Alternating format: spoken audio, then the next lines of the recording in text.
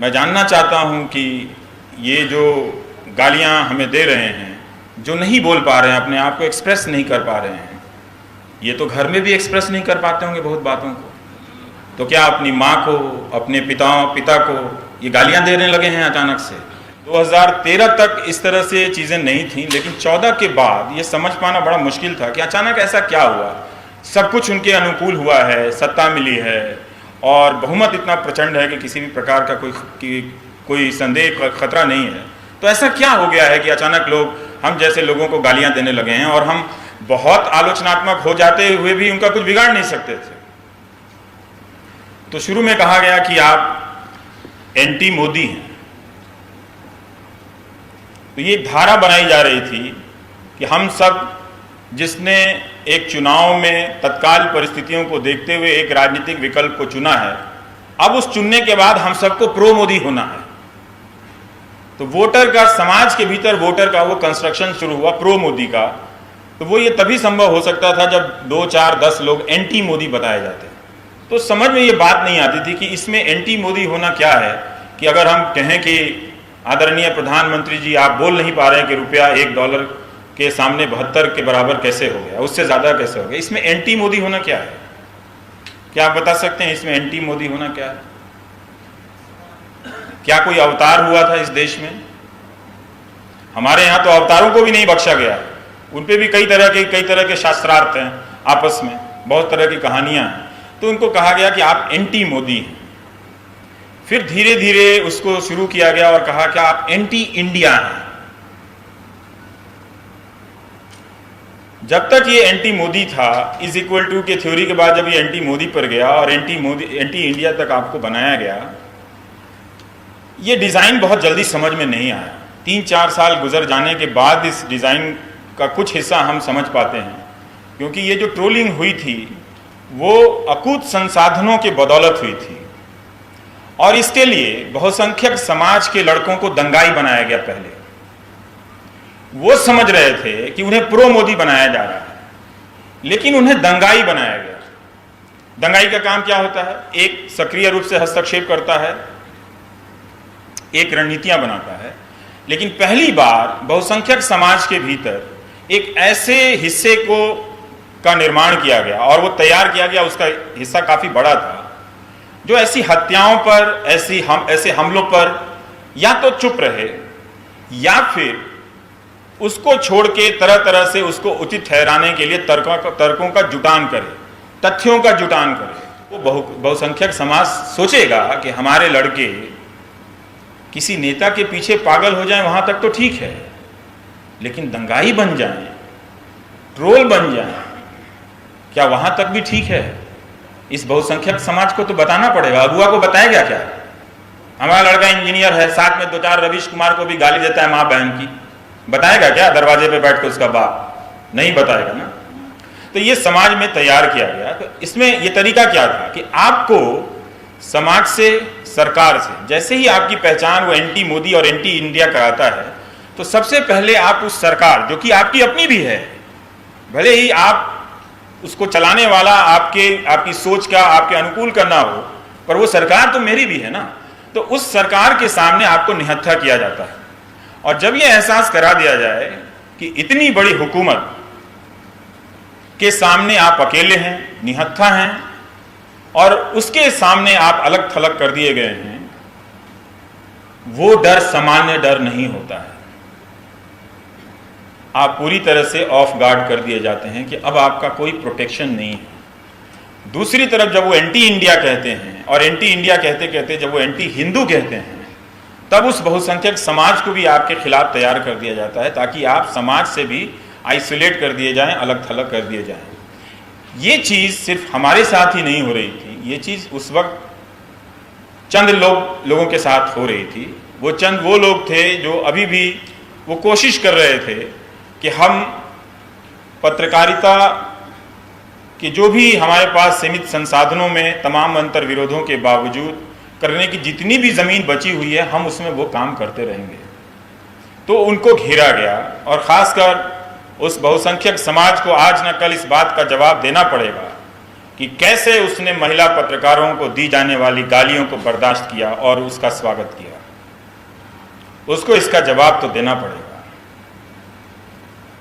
महिला पत्रकारों को जिस तरह से ट्रोलिंग की गई, उन्हें गालियां दी गई, बलात्कार करने की धमकी दी गई, ये धमकी सिर्फ और सिर्फ उस बहुसंख्यक समाज के भरोसे दी गई जिसके बारे में इन तबकों का मानना था कि वो भी बलात्कार, हिंसा और हत्या का समर्थक हो चुका है। तो वो दरअसल हम 4, 10, 25 लोगों को टारगेट करते हुए उस बहुसंख्यक समाज को हिंसा के प्रति सहमत होने के लिए तैयार कर रहे थे। और इस सहमति में हम तो बचाव करने के लिए खड़े भी हैं, पर गांधी अपना बचाव कैसे कर पाएंगे? जिनकी हत्या को जस्टिफाई करने के लिए कविताएं लिखी गई हैं, बहुत ही हाई स्किल कविताएं लिखी गई हैं, जिनकी हत्या को जस्टिफाई करने के लिए लोग आपके ही सामने आकर कह रहे हैं कि हम गोडसे जयंती मनाएंगे। मनाओ भाई, अंबानी पर नहीं बोल पाओगे तो गोडसे जयंती ही मनाओगे ना। और क्या करोगे आप? मनाओ, क्योंकि आप चुनाव जीत जाते हैं तो आप मनाओ गोडसे जयंती। क्योंकि आप चुनाव जीत जाते हैं तो 2 एंकरों को आप नौकरी से निकलवा दीजिए। क्योंकि आप चुनाव जीत जाते हैं, अखलाक के बावजूद, आप पता नहीं कितनी चीजों के बावजूद चुनाव जीत जाते हैं। कल को आप यह भी कहेंगे कि 100 रुपया पेट्रोल कर दिया, इसके बावजूद हम चुनाव जीते और हमारा विरोध करने वाले एंटी इंडिया थे। आप कुछ भी कह सकते क्योंकि आप चुनाव जीत जाते हैं। जीतने के बाद सिर्फ आप यही नहीं बोल पाते हैं कि वो आदमी उस डील में पार्टनर कैसे हो गया। तो आपको डराया गया, रातों रात ट्विटर पर हजारों हमले किए गए। हम जैसे लोग जो तैयार नहीं थे इस समय के लिए, समाज के लिए, अपना काम साधारण ढंग से ही करते चले आ रहे थे, रातों की नींद उड़ गई। समझ में नहीं आया कि इतनी गालियां क्यों दी जा रही हैं। समझ में ये बात नहीं आ रही थी कि ट्रोल जिसे एक अनजान अनाम सेना के रूप में पेश किया जा रहा था, लेकिन जब हम अपनी सोसाइटियों या क्लब में या कहीं और जा रहे हैं, वहां पे लोग पकड़ के क्यों गाली दे रहे हैं? वो क्या नेता के यार थे? उठते बैठते थे जो उसको सब पता था, उनको सही या गलत भी। तो ये एक ट्रोल का सोशलाइजेशन किया गया ताकि आप आइसोलेट होते जाएं। और ये स्थिति बहुत भयानक थी, जिस एहसास के साथ कि आपको हर उठती गिरती निगाह ये देखे कि आज आप जिंदा हैं, कल आप मार दिए जाएंगे, आज आपकी नौकरी है, कल आपकी नौकरी चली जाएगी।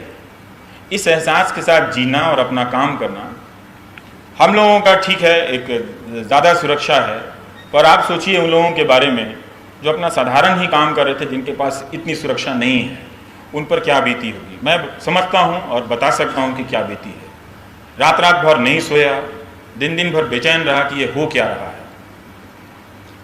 किसी चौराहे पर गाड़ी रोकने पे कोई शीशा नीचे करके गाली दे देता था कि तेरे को देख लेंगे। आप बच्चों के साथ कहीं जा रहे हैं तो वहां टेबल पे बैठे हैं खाने के लिए, वहां आकर गाली दे जाता था कि आपको देख लेंगे। इतने लोग देखने वाले तैयार हो गए मुझे। किसके शह पे? क्या हिंदुस्तान की जनता ने 2014 में यह तय किया था कि इनको लाओ तो और इनको लाके ये 10-20 पत्रकारों को पिटवाओ? ये इसलिए आप लोगों ने फैसला किया था। तो इस देश का समाज इतना बुज़दिल हो गया, मैंने इतना बुज़दिल इंडिया कभी नहीं देखा अपनी जिंदगी में। वो बुज़दिल इतना हो गया कि 2014 से पहले जिस तरह से लोग स्वाभाविक रूप से सरकार से टकरा रहे थे, बात बात पे रामलीला मैदान में जमा हो जा रहे थे। ये कितना अच्छा क्षण था कि आप जनता बहुत दिनों के बाद ये एहसास कर रही थी कि कितनी भी 10 साल से चली आ रही सरकार हो या 20 साल तक चलने वाली सरकार हो, हम उससे बड़े हैं, हमारी हैसियत बड़ी है। फिर ऐसा क्या हुआ लोगों में कि वो जनता इतनी बुज़दिल हो गई? मेरी कोई बहन नहीं है जिसके खिलाफ कोई मामला चल रहा है। एक ऐसे आदमी है जिनको प्रधानमंत्री भी फॉलो करते हैं और वो अफवाह फैला रहा है। चूंकि हमारे प्रधानमंत्री 24 घंटा काम करते हैं, वो यही काम करते हैं, गाली देने वालों को फॉलो करना, धमकी देने वालों को फॉलो करना। तो जब आप ये सब काम कीजिएगा तो रातों को भी तो जागिएगा ना। और क्या करेंगे आप काम क्या करते हैं? तो आपको रातों को जागना पड़ा, क्योंकि ऐसे लोगों से तो आप दिन में जाके नहीं मिल सकते थे। हालांकि आप वो भी मिलने लगे, वो हो जाता है। तो इस तरह के लोगों से जो अफवाह उड़ाने वाले हैं, जो आपका कैरेक्टर असैसिनेशन करने वाले हैं, उन सब लोगों को अचानक परिवार के लोगों को टारगेट किया गया। अब हम खानदान का तो ठेका नहीं ले सकते, कोई ले सकता है। तो आप भाइयों के बहनों की तस्वीरें लगा लगाकर आपने ये तमाशा किया। और मैं ये देख रहा था कि एक नेता के पीछे किस तरह से इंडिया बुज़दिल इंडिया होता चला जा रहा है। वो इस कदर बुज़दिल हो जाएगा, मुझे यकीन नहीं था कि मामूली से सवाल करने वालों को, कि भाई बहन को बीच विवाद में लाकर आप एक ऐसी भीड़ तैयार कर रहे थे कि भीड़ अपना फैसला कर ले और इनको कहीं पकड़ के मार दे।